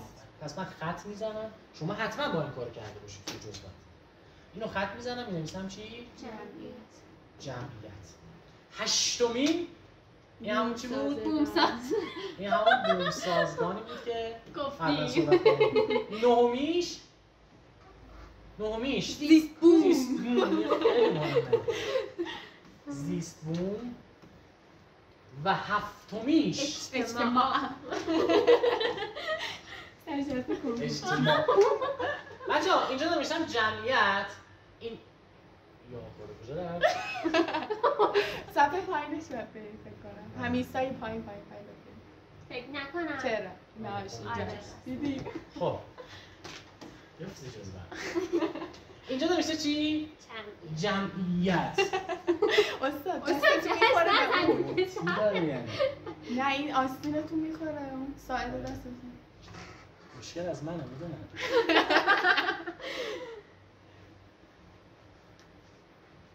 اینجا نمیشه جمعیت، بعد جلوش گفته جمعیت ها. قبول دارید اینو؟ قبول داری؟ نه اینا درستن؟ نه غلطه. ببین من چیکار کردم مساوی نیست. ها نداره. بعد گفته بوم سازمان میتونه واسه بروز بوم زایی باشه. گفت گفتیم مثلا مثلا چند 6 به به بعد، پس اینجا من چی میذارم؟ یه مثبت میذارم، اینجا منفی میذارم. 3 نهمیش چی بود؟ زیستی بوم. از اجتماع همه زیست بوم ها. زیست بوم ها که میشه زیست کره. این خودش زیست بومه. پس اینم نمیشه. هفتمی میشه چی؟ اجتماع. آیا غیر زنده داریم؟ نه. اجتماع اصلا غیر زنده نه. نداره. پس اینم غلط میشه. سراسری چند بود؟ 401. بعدی رو بزن. اینو شما نیلوفر بیا اینجا به جای اونجا حل کردن اینجا واسه من حلش کنم. زیرک باش به اون نموداری که اون اول اشاره کردم حواست باشه.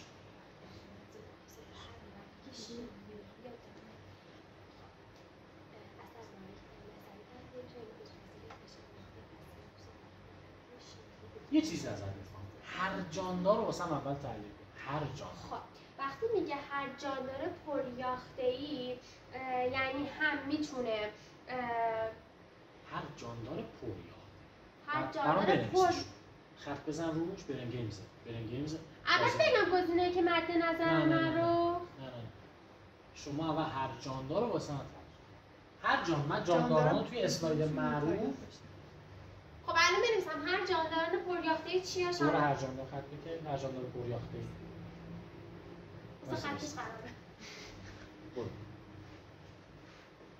عاشق تختم بودیه. خب مساوی است با این برنگیمز دیگه. مساوی است با کی؟ اسلاید جانداران. آها یوکاریوت ها و پرکاریوت مگه پریاخته؟ نه فقط یوکاریوت ها. همه مگه اونا پریاخته بودن همشون؟ بعضی از یوکاریوت. اون بعضیاشون. بنویس اون بعضیاشون. چه خفنه.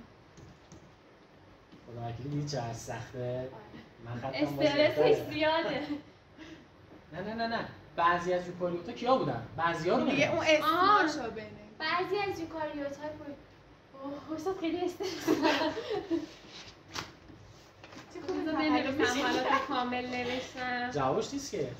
نه این چه بابا پریاختی ها چیا بوده؟ یه ذره برسون اینجا نشستی. الان بهت میگم. نظر ندارم.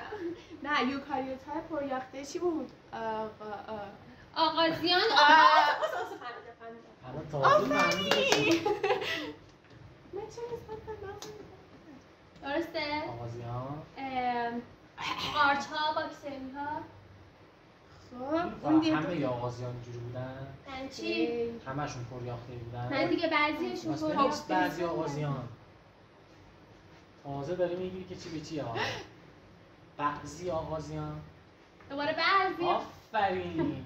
تازه داری میگی ببین طبیعیه ها، طبیعیه. شما الان بلد نیستید اصلا باید چجوری تست بزنید. قارچ ها، بعضی قارچ ها، باکتری ها. گفتیم جیبرلین. چی بود جی داشت؟ جیبلا؟ آفرین. چه ربطی داشت؟ نه خب پریاخته‌ایه دیگه تو قارچ ها پریاخته. دیگه همشونه که بعضی از قارچ ها نوشته بعضی از آغازیان نوشته اوکی. همون. خب دیگه کیا پریاخته بودن؟ آغازیان، قارچ ها. همه چی میخوره؟ گیاهان. حیوان چی میخوره؟ خود حیوان هم هست، همه جانوران. همون شد، همه استاد چه بد می‌نویسه. من خطم به خدا اینجوری نیست. همه فکر کن گیاهان. خط تو خوبه همه جانوران. ببینم خط تو. واسه دیگه نکن. حالا خط من فقط خوبه ولی مال من افتضاحه. خب همه از جانوران. خدا خط من خوبه. بعدش آها اینجا گفت ببین هر جاندار یعنی اینا هر جاندار پریاخته یعنی بعضی از آغازیان، یعنی بعضی از آغازیان بعضی قارچ‌ها همه گیاهان همه جانوران. خب این وقتی میگه هر جاندار پریاخته‌ای یعنی همه اینا میتونن محرک شیمیایی داخلی یا خارجی رو دریافت کنن ولی باید ببینیم کدوم یکی از اینا. خب اثر این محرک یه حرکت پیام زدم عصبی. رفتم تو سال 11 هم گفتم دستگاه عصبی فقط آره همینو میخوام بگم الان اثر محرک پیام عصبی تبدیل میشه فقط مخصوص به آها. جانوران. وقتی صحبت از عصب، پیام عصب، ناقل، نورون، دستگاه عصبی هر چی میشه دستگاه عصبی برای کیا؟ فقط جانوران. آغازی که دستگاه عصبی نداره، قارچ که نداره، گیاهان که نداره. فقط پس جانوران. این شد فقط واسه کدوم؟ جانوران. اگه چه قیدی استفاده میکرد درست میشد. بعضی. آفرین. جلوش بنویس بعضی، جلو جملت. این با بعضی درست میشد. یعنی صورت سوال ما نوشته بود بعضی جانداران پریافته‌ای درست. خب بعضیش میشه که درست میشه. آفرین. نفوذپذیری قشای یاخته پس خب داره راجع به عصب و پس سیناپس و اینا صحبت میکنه بازم تمام میشه شد. جانداران. تمام شد. بعضی. جیم. مولکول‌های غشای شیمیایی بگیرنده‌های دالو برو. محتویات ریسکی. چی نوشته؟ سیناپسی. سیناپس. پس بازم میشه چی؟ جانوران. خب فقط گزینه جیم درسته. تمام شد. مثبت میگم منفی بذار. ممنون ازت. مرسی. بازم نوبت توه.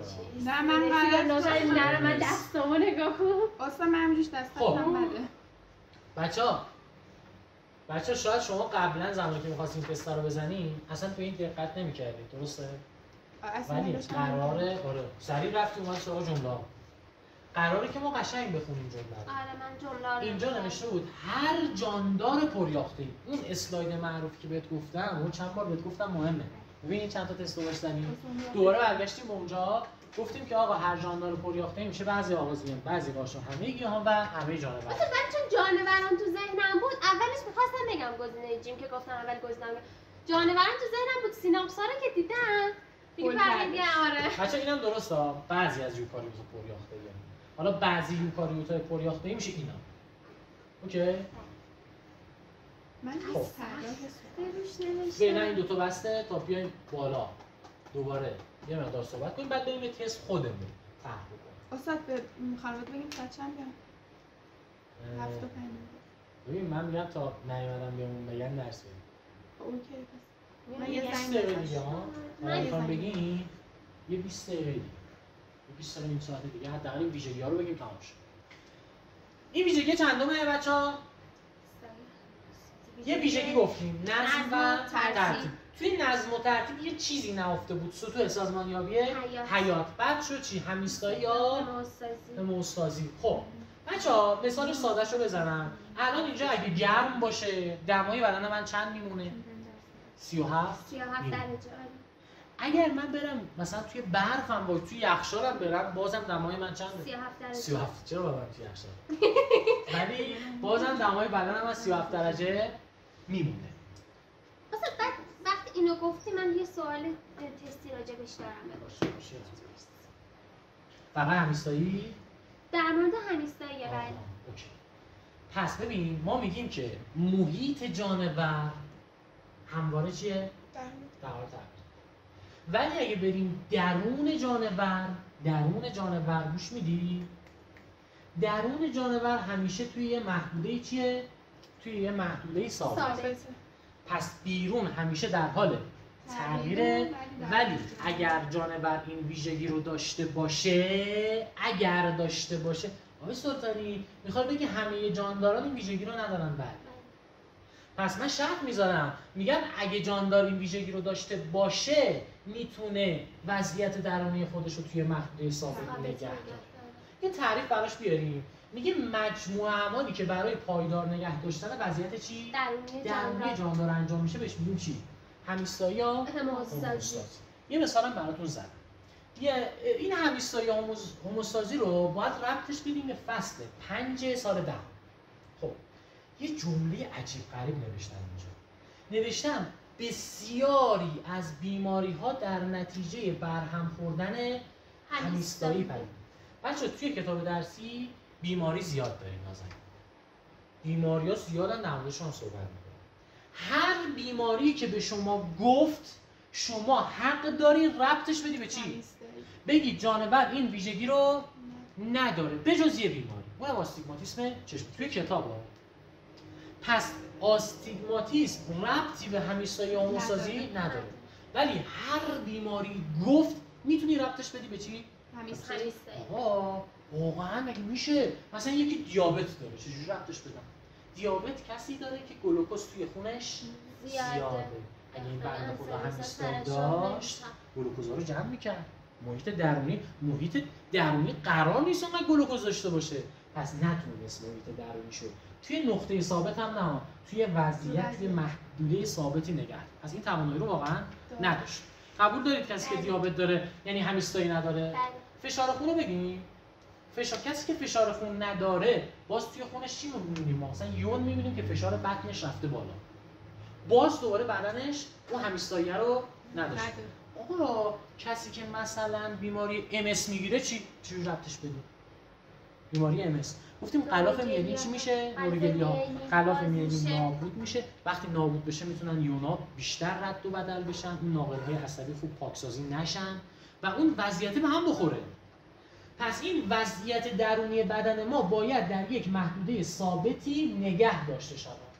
اگه ما بیایم اون محدوده ثابت رو به هم بزنیم یعنی چه بیماری داریم؟ یعنی همیستایی داریم. به جز چه بیماری که ربطی نداره به همیستایی یا هموستازی؟ آستیگماتیسم. بفرما سوالتون. استاد نشونتون بدم تستشو. بخون دیگه، بخون. هر جانداری که جای خالی دارد قطعاً جای خالی را دارد. یک نظم ببین اول شما صورت سوال رو قشنگ بخون. هر جانداری که جای خالی رو داره قطعاً جای خالی را دارد. جانداری.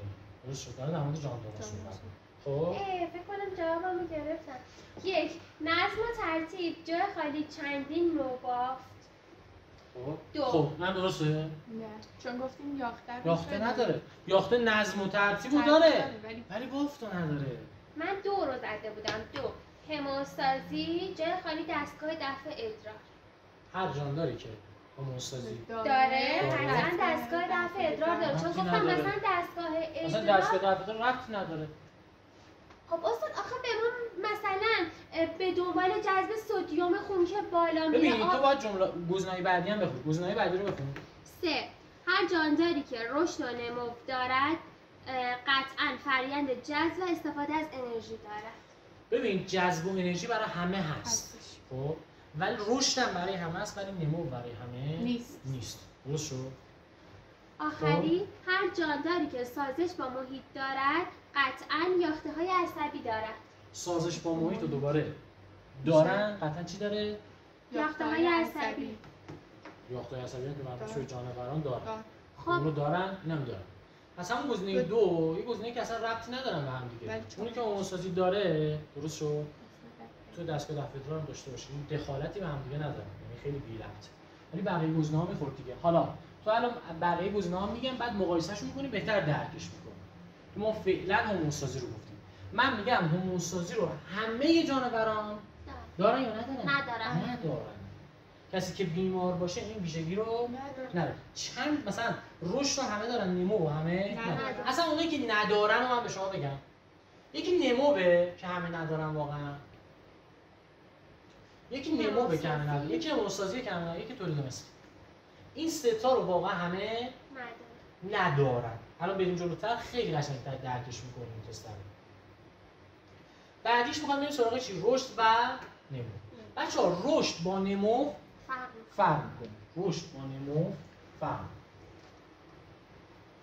رشد تعریفش چیه؟ به معنی بزرگ شدن و شامل افزایش چی؟ برگشت ناپذیر یا ابعاد یا تعداد یافته. آقا تک یافته‌ای که تعداد یافته نداریم. پس تک یافته‌ای‌ها چجوری رشد میکنن؟ تک یافته‌ای‌ها فقط با ابعادش. اگه تقسیم یعنی تقسیم نمیشن، تقسیم میشن. ولی برای چی تقسیم میشن؟ تولید. درست شد. پس حواسمون باشه. رشد یعنی بزرگ شدن، برگشت ناپذیر باشه. حالا این تعداده میتونه زیاد بشه یا ابعاد باشه. ولی وقتی صحبت تعداد میشه دیگه این مربوط به تک یافته‌ها نمیشه. میتونیم بگیم تک یافته‌ها رشد ندارن؟ نه، واقعا رشد دارن. ولی با چی؟ ابعادش. فقط با ابعادشون. پس من اینجا یه جمله نوشتم همه جانداران ویژگی رشد را حالا شما میری پایین باید اینا رو مقایسه کنید. من از قصد انتهای جمله ها و رنگی نوشتم. نظم و ترتیب رو همه داشتن یا نه؟ نظم و ترتیب همه داشتن همه دیگه. داشتن. گفتیم حداقل نو دارم. همیستایی نه، همه همه داشتن؟ نداشتن. نداشتن. رشد رو همه داشتن. با این نمو تفاوت که نداشتن. تکیافته یا فقط با ابعاد ابعاد رشد کردن. نمو یعنی چی؟ یعنی ما از یه مرحله‌ای به مرحله بریم توی مرحله مرحله. دیگه. مثلا یکی به سن بلوغ میرسه. مثلا یه درختی اولین میوه‌شو میده، اولین برگشو میده، یعنی نمو پیدا کرد. درست شد؟ یعنی ما از یه مرحله‌ای میریم توی قبلا مثلا درخت فقط رشد میکرد، حالا الان انسان میوه داد. یعنی نمو پیدا کرد. ولی دومین از یه برگ مرحله. دومین میوه میشه رشد. آره دیگه، اون دیگه میشه رشد. دقیقاً همینجوری. و اینجا نوشتم حواسمون باشه که لازمه نمو چیه؟ رشد. یعنی اگه به شما بگن رشد در واقع مقدمه به نمو یا نمو مقدمه به نمو رشد. موقع رشد اگه گیاه رشد نکنه که میوه نمیده. اول رشد، بعد چی؟ نمو. بعد نمو. به خاطر همین اصلا میگن رشد و نمو. اول رشد، بعد نمو. اوکی؟ اینجا یه جمله نوشتم. گفتم باکتریا معمولا نمو به خاطر همین جمله ما میشه چی؟ همه جانداران ویژگی نمو رو تا الان چند تا ویژگی بوده که همه نداشتن؟ دو تاش ویژگی تا الان. نمو، همیستایی و نمو. نمو کیا نداشتن؟ پرو کاریوتا. اگه توی جمله به شما بگه که قطعاً همه یوکاریوت ها توانایی نمو دارن، شما میگی چی؟ یوکاریوت ها. درسته. ولی اگه بگه پرکاریوت ها در واقع اینجوری نیستش.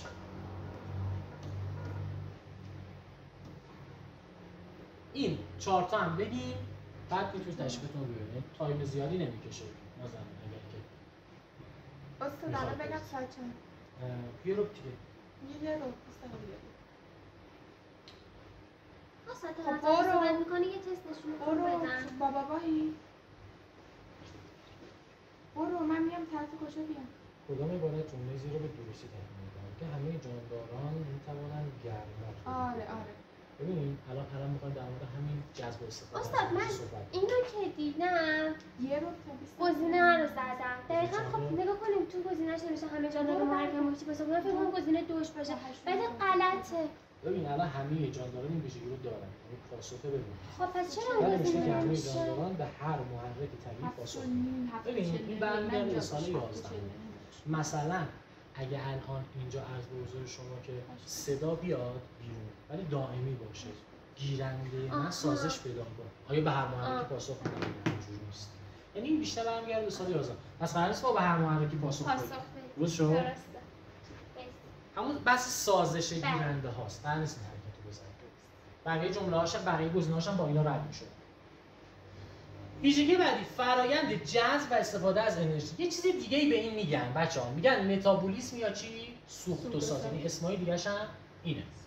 جانداران انرژی میگیرن، از آن برای انجام فعالیت‌های زیستی خودشون استفاده میکنن و بخشی از اونها چیکار میکنن؟ به صورت گرما از دست میدن. جانداران بخشی از اونها به صورت گرما از دست میدن. مثلا گنجش میگه غذا میخوره، پرواز میکنه و با اون گرما هم بدنش ایجاد میکنه. آیا همه جانداران این ویژگی رو دارن؟ متابولیسم دارن؟ سوخت و ساز دارن؟ همشون این ویژگی رو دارن. و اما تولید مثل. بچه میگه جانداران در تولید مثل جنسی موجوداتی کمابی شبیه خودشون، کاملا که شبیه خودشون نیست، کمابیش میگه شبیه خودشون درست میکنن. و یه جمله اینجا داره معمولا همه بهش گیر میدن چون کسی درکش نمیکنه. میگه که مثلا یوزپلنگ همیشه از یوزپلنگ زاده میشن. بعد مثلا میگه دمش گرم کتاب مثلا چقدر فکر کرده تا این باشه. ولی واقعا یه چیزی پشتشه. میگه یوزپلنگ همیشه از یوزپلنگ زاده میشود. یه جوری باید ربطش بدیم ببین. مثلا شما به من بگید ببینم اول مرغ بوده یا تخم مرغ بوده؟ اول مرغ بوده واقعا. جدی توی تکامل این اتفاق افتاده. حالا اینو میخواد بگه، میگه بحث تکامل رو ما داریم. اینجوری نیستش که مثلا این یوزپلنگه توی تکامل مثلا از یه گونه دیگه به وجود اومده باشه. قطعا از خودشه، چون کمابی شبیه خودشه. یه جوری داره بحث تکامل رو اینجا برای ما نگاه میکنه. حالا اون جاندارانی که تولید مثل نمیتونن انجام بدن و من اینجا نوشتم. مثلا زنبور کارگر اسمشون خودشه، کارگره، تولید مثل میکنه؟ نه. حمالی بقیه رو میکنه. حمالی کیو کی؟ ملکه و زنبور نر میکنه. موز سن مثلا تولید مثل نمیکنه. نمی‌کنه. گل مغربی سن تولید مثل نمی‌کنه. از اینجا چی باید بنویسیم بچه‌ها؟ همه جانداران همه جانداران. ویژگی رو به نداره. من بگید ویژگی هایی که همه جانداران ندارن کدوم‌ها میشن؟ حماسازی، نمو، تولید مثل. پاسخ به محیط. اینجا چی گفته؟ همه جانداران به محرک‌های محیطی پاسخ میدن. ولی جمله تو گفته بود چی؟ همه. آیا به هر محرک برای پاسخ میتونن پاسخ بدن، ولی بعضی چیزا مهم نیست، قرار نیست با اونا پاسخ بدیم. پاسخ به محیط توسط پیک‌های شیمیایی و گیرنده‌های آنها انجام میشه. این دقیقاً چیزی بود که توی تستی که نیلوفر تحلیل کرد برامون اومده بود. نوشته که پاسخ چجوریه توسط چی و چی ایجاد میشه؟ پیک‌های شیمیایی و گیرنده‌هاشون. چون سال 11 خودی بهتر میتونید درکش بکنید. ما کلاً پیک داریم و گیرنده. پاسخ رو اینجوری رد و بدل می‌کنیم. مثلا پیک شیمیایی اکسین، درسته؟ توی گیاهان تولید میشد به سمت باعث میشد که گیاه به سمت نور چی بشه؟ آیا همه جانداران این ویژگی رو دارن؟ بله. و اما سازش با محیط. این ویژگی باعث میشود جمعیتی از جانداران با محیطی که در آن زندگی میکنن متناسب و در آن چی باشن؟ ماندگار باشن. این یه جوری بچه انتخاب طبیعیه. مثلا شما اگر الان قبول بشین مثلا دانشگاه بریم توی خوابگاه، باید خودتون رو با اونجا چی بدین؟ سازش بدین. اگه نتونین نمیتونین زندگی بکنین. جانداران هم یه ویژگی دارن و همشون هم ویژگی دارن. میتونن خودشون رو با اون شرایط چیکار بکنن؟ وفق بدن. اوکی؟ برای مثال هم زدیم اینجا مثلا موهای سفید خرس قطبی به خاطر اینه که بتونه خودش رو استثار بکنه دیگه. اگه واقعا نتونه سازش بکنه چه اتفاقی براش میفته؟ نمیتونه در واقع شکار بکنه، از بین میره. پس جانداران، وقتی گفت جاندار، برو اسلاید معروف. چند تا ویژگی دارن؟ جانداران چند تا ویژگی دارن؟ جانداران چند تا ویژگی دارن؟ هفت تا ویژگی دارن. نظم و ترتیب، نماسازی، رشد و نمو، فرآیند جذب، استفاده از انرژی، تولید مثل، پاسخ به محیط، سازش با محیط. درست شد؟ من اینجا در قالب حالا تست چند تا جمله میگم و کلاس رو تمام میکنیم. یه تست بنویسیم. شما بنویسیم لطفاً. میگیم که چند مورد، ببین من چقدر بهتر می‌نویسم. چند مورد از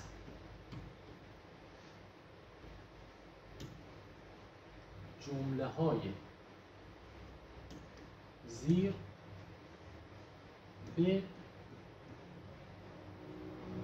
درستی بیان شده است. الف. من تو باید کنیم. الف. بچه‌ها من میخوام گیری بدم به باکتری. یه جمله بنویسم. چه جوری می‌نویسم؟ میگم که باکتری چند تا سطح نداشت؟ باکتری 3 تا هست، 2 3 و 4 نداشت. بعد یه چیز دیگه هم الان نداشت، مثلا نمو نداشت. من میگم که معمولاً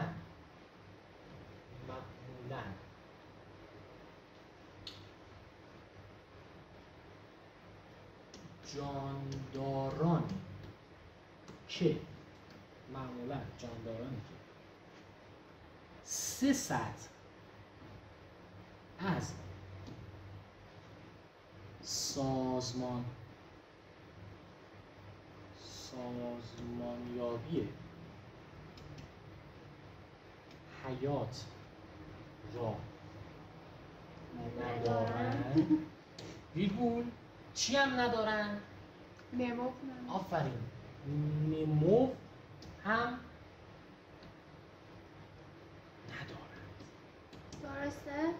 غلطه؟ درسته. ببین من باید بیام بگم اینو مشخص کنم. معمولا جاندارانی که 3 تا سطح دارن باکتری تکیافتگان. درست شد. میگه که ندارن، نمو هم ندارن. آیا من گفتم همه تکیافتگان نمو نه معمولا. پس باید جمله رو مشخص کنی. اول بگو جاندارانی که 3 تا سطح ندارن کیا بودن؟ بگو. ببین تو تا ننویسی نمیتونی تست بزنی. باید مشخص کنی اینجا یعنی چی؟ اصلا کار برینگیمز چیه؟ همینه دیگه. تک یاخته‌ای ها. تک یاخته‌ای ها. حالا میگه تک یاخته‌ای ها نمو ندارن. خب بگو کی نمو نداشت؟ یه مساوی اینجا بذار ببینم آیا مساویه یا نامساوی؟ مساویه؟ تک یاخته‌ای ها فقط شامل باکتریا میشه؟ نه. معمولاً معمولاً که گذاشتم. معمولاً که باشه تک یاخته‌ای ها همشون اینن؟ نه. معمولاً جمله‌ای نیست که بیاد بگه بعضی نصف کنه. معمولاً یعنی واقعا بیشتریا؟ نه معمولاً این درسته. جمله گزاره درستی. پس این نیومد دسته‌بندی کنه یه سری‌ها رو برداره برای ما. اگه دقت کنید من ببین اینجا نوشته چرا این معمولاً رو گذاشتم؟ چون اینجا نوشته بودم چی بچه‌ها؟ اینجا چی نوشته بودم؟ به طور معمول. به طور معمول. ندارن. پس نه بگو یه سری‌ها دارن یه سری‌ها نه. وقتی میگیم به طور معمول ندارن یعنی که ندارن واقعا. حالا تک یاخته‌ای‌ها کیا شدن؟ خب خیلی ما تک یاخته‌ای داریم. به من تک یاخته‌ای‌ها رو بگین. تک یاخته‌ای‌ها جزء اون قشنگ به من تک یاخته‌ای‌ها رو بگین. فتوسنتز کننده ها. این از سنتز بین. کننده ها. سنتز کننده ها. تک یاخته‌ای‌ها. پروکاریوت ها بودن دیگه. بنویسم چی؟ پروکاریوت. همه پروکاریوت ها پرو و بعضی یوکاریوت ها. پروکاریوت ها. و بعضی یوکاریوت. حالا اون بعضی ها میشنن کیا؟ آغازیان، قارچ ها. بعضی آغازیان و بعضی قارچ ها. و بعضی قارچ ها. الان فکر میکنم بهتر فهمیدم. آیا اینا نمو ندارن؟ نه دارن. آره نمو یه دارن. پروکاریوت نداشت. پس این گزینه چیه؟ غلطی. گزینه غلطه. یه گزینه دیگه هم می‌نویسم این تست رو تمام می‌کنم. درست شد؟ این غلطه. یه باشه. این غلطه. ولی سوال الان درست. جملهش خفن بود دیگه. آره. ولی اگه بفهمیش راحته. ولی اگه بفهمیش واقعا راحته. یه جمله دیگه من بگم. خب. بریم سراغ چی؟ ته. بزنید ته. گاف نداره تو نمونه. سایی مالا یه ساعت سوتی بدی. خب. شده. ب. من میگم شما بنویسید بعضی هست بیماری ها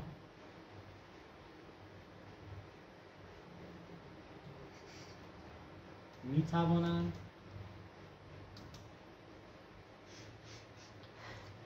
در اثر برهم خوردن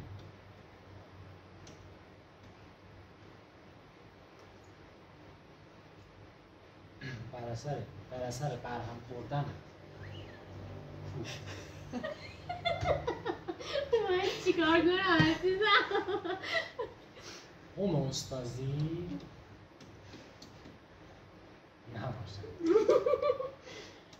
اینو برو قشنگ ها قشنگ تحلیلش کن. درسته دیگه. بعضی از بیماری میتوانند در اثر برخوردن هموستازی بعضیا داره یعنی آستیگماتیسم هم میتونه نباشه. در اثر چی نباشه. درسته دیگه. بعضی از بیماری هایی که ربطی نداشتن کی بود؟ هوموستازی. اگه گفته بود بسیاری چی؟ بسیاریشون در اثر برهم خوردنه ولی بعضیشون ربطی نداره. میدونم میگم هوموستازی نباشد. این ربط نداره. هر چی بیماری داریم ربط داره، این ربط نداره. چیه که ربط نداره؟ آستیگماتیسم واقعا ربط نداره. من ازتون دوستان تنها چیزی که میتونه براش مثال بزنی توی کتاب شما اینو کجا نوشته؟ بعضی بیماری‌ها اینو باید درکش بکنید دیگه. جزوه نوشته؟ واسه تو جزوه بودیم؟ کلی در مورد صحبت کردیم الان. اینا هم این خط آخرش. خب بچه خسته نباشه. خوب بود کلاس؟ عالی. اوکی بود؟ آره دیدم بلد بودم. خب من تکلیفم بهتون بگم و تمام. بود خداحافظ استاد ما نیستیم. تکلیفم تو بهتون من اینجایی من نمیشنم. استاد به همین جنتی اتاق بود تکلیفا رو حل کنن دیگه. تکالی. من می‌نویسم تکنولوژی. که بمونه. تکالی. یکی. اصلا الان بنویسی یادتون بمونه. خب ما یادآوری می‌کنیم. خودکارو میگی. استاد میخواد یه کاری یکی. کنی؟ پلین گیمز ها تا صفحه چند؟ صفحه چند بود؟ 11 صفحه بود. 12 بود. تا سر صفحه 12. هم 11 دیگه آخر 11. تا سر 11 علاوه حل تست های اینو بنویسیم لطفا. کاش گروه بزنیم اینا رو بفرستیم. اون گروه همه رو بندازیم بیرون. خودمون سه تا بمونیم. حالا حل تست های گفتار یک حالا کتاب تست چند تا استاد همش دیگه استاد هر چی تست داره گفتم بهت دیگه مثلا 1 5 10 میزنی تایما رو تو با 3 ساعت رو بذار. کی؟ حالا رسیدی همش رو حل کردی نرسیدی که اون طبق اون روشی که من بهت گفتم ولی واقعا تایم اون اسلایدم میشه بیارید که گفته بود اول بخونیم فلان کنیم. اون آره اونم یک استاد من الان کتاب تست هم خیلی سبز خونه دارم هم آیکیو رو دارم. کدومو بیارم؟ خیلی سبز برو خیلی سبز برو اگه خیلی رو ساده بود نه برای اینکه میگید بیاریم سر کلاس میگم چون ما نازنین یکی باشیم میخوام هر تستا رو با هم بزنیم خیلی سبزه بهتر نیست بیارم. چرا بعد از آیکیو هم سوالی چیزی داشتم خونه پیام میدم. نه این ویژگی جزء استاد. چیزی خونم این من گرفته بودم اولش میفرستم برات. گرفتم دست شما در نکنه. این حداقل 3 ساعت رو رعایت کنید. استاد الان حداقل 3 ساعت بجز این چیزی که گفتی سر کلاس بود. اصلا امروز 3 ساعت رو رفته روز تدریس گفتم چی میگه اینا مرور حساب کن. مطالب امروز میری حتما مهرش می‌کنی مرور نکنی یعنی طبق روش من جلو نمیری نمیری. یعنی بیدین و ایمونی. بعد چی می‌خواستم بگم تکالیف هم که گفتیم. اگه تکالیف انجام ندید چون 2 نفریم واقعا اگه انجام ندادیم من نه خیلی یای. ناراحت میشم. نه نه یا جدی نه واقعا استاد. باشه الان نه دیگه مامان اهلش میگم یه تکلیف دیگه. واقعا نه. میخواد اینه الان باباش مامان دیدی آره گفتم باشه بیا واقعا من اینا رو کیو آر کد می‌کنم تو جزوه یعنی جزوه چی کلا مامان؟ فیلم‌ها رو باشه بیا به به به